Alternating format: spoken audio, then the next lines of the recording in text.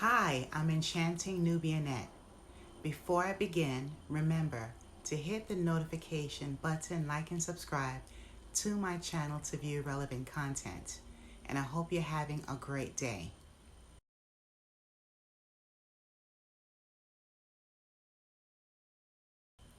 Let's get started. A Canadian couple, 27-year-old Carissa McDonald's, an education assistant, and her fiance, 28-year-old Aaron Stone, was an electrician. They were unalived right in front of their home, a double homicide. The young couple was renting the basement apartment in Stony Creek District in Ontario, Canada. The homeowner was 57-year-old Terry Gerald Brecker, who lived upstairs. I'm not sure how long they lived in his basement. The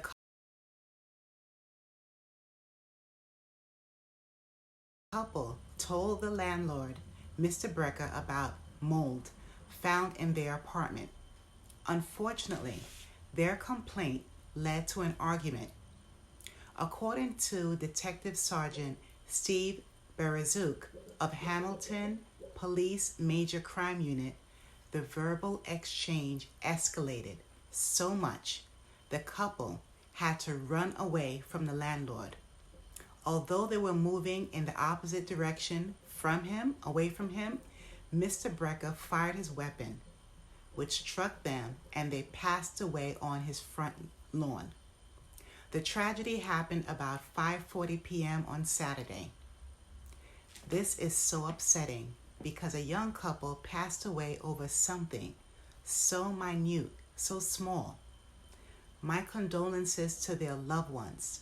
May they rest in peace. There's additional information about Mr. Brecker's personality I'll get into very soon.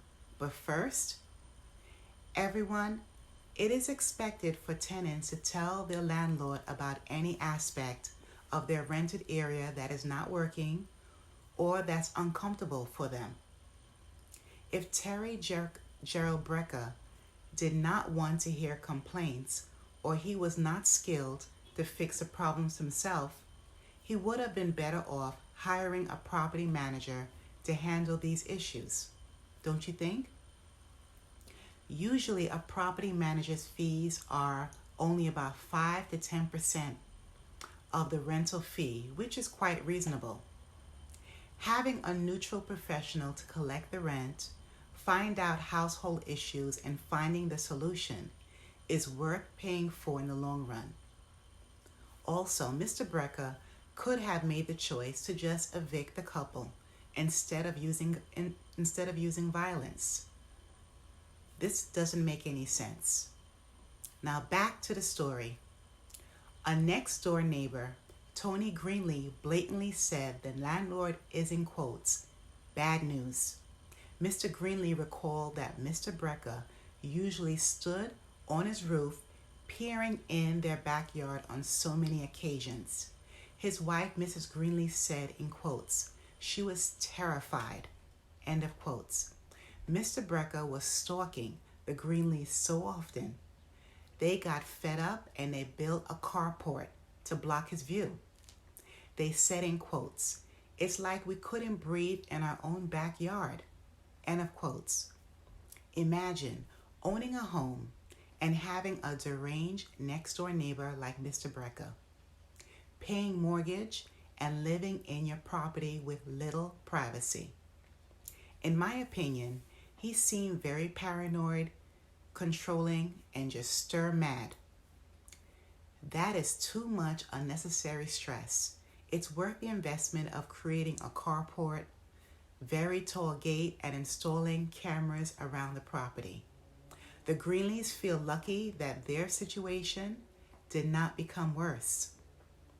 Right after this deranged man committed the horrendous crime, he barricaded himself inside his home.